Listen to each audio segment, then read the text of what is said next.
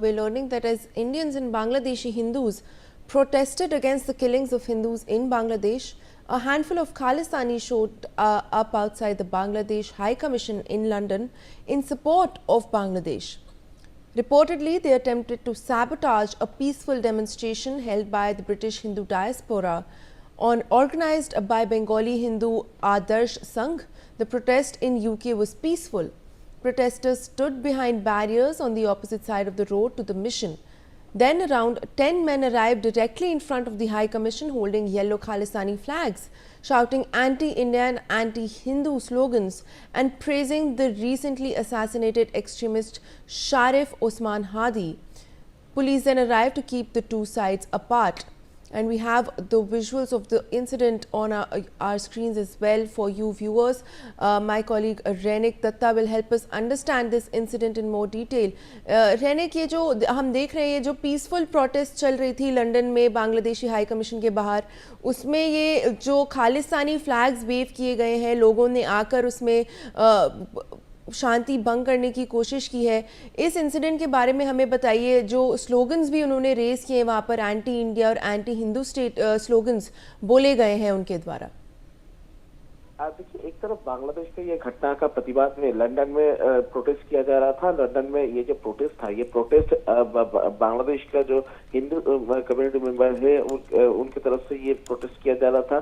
ठीक प्रोटेस्ट चलने के दौरान ही जब शांतिपूर्ण तरीके से वो लोग प्रोटेस्ट कर रहे थे, ठीक उसी टाइम पर ही कुछ लोग उस प्रोटेस्टर के सामने आए और खालिस्तानी फ्लैग लेकर एंटी हिंदू और एंटी इंडियन जो स्लोगन वो स्लोगन करने लगे। और उसके साथ साथ ही उनकी तरफ से प्रोवोक किया जा रहा था कि किसी भी तरीके से जो जिस तरीके का शांतिपूर्ण तरीके से वो लोग प्रोटेस्ट कर रहे हैं वो नष्ट हो जाए और शांति भंग हो, जिसका कोशिश भी किया जा रहा था। और उसके साथ साथ ये भी आरोप है कि किसी भी हालात पर उन लोगों के ऊपर हमले करने का कोशिश भी इन लोगों की तरफ से किया जा रहा था। और इसी वजह से ही इस तरीके का इंसिडेंट को अंजाम दिया गया है। और जैसे कि कहा जा रहा है कि 7 से 10 लोग जो लोग हाथ में खालिस्तानी फ्लैग लेकर एंटी इंडिया और एंटी हिंदू जो स्लोगन वो स्लोगनिंग कर रहे थे। और इसी वजह से ये पूरा घटना जो है इसको लेकर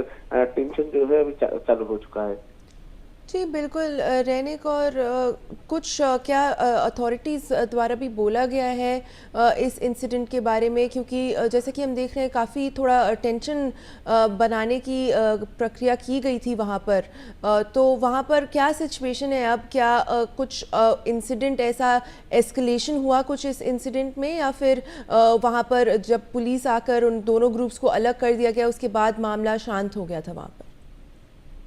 देखिए, पुलिस आने के बाद दोनों ग्रुप को शांत किया गया था और उसके बाद ही इन लोगों को अलग ले जाया गया था, हटा दिया गया था। दूसरी तरफ अगर देखा जाए तो ये पूरी घटना को लेकर अभी तक कोई घटना एस्केलेट नहीं हुआ है। मगर इस तरीके का घटना क्यों घटा है, इसके पीछे भी एक कारण क्या है, ये भी मेन इशू है। क्योंकि देखिए, एक तरफ बांग्लादेश का परिस्थिति अभी खराब है। बांग्लादेश में लगातार अनरेस्ट सिचुएशन जो है जारी है। बांग्लादेश में माइनॉरिटीज जो है वो असुरक्षित है, उसको लेकर भारत में भी लगातार प्रोटेस्ट किया जा रहा है। ठीक इसी दौरान एक प्रोटेस्ट चलने के टाइम पे इस तरीके का जो घटना इस तरीके से खालिस्तानी फ्लैग लेके आके ये प्रोटेस्ट को नष्ट करने का कोशिश करना, ये बहुत ही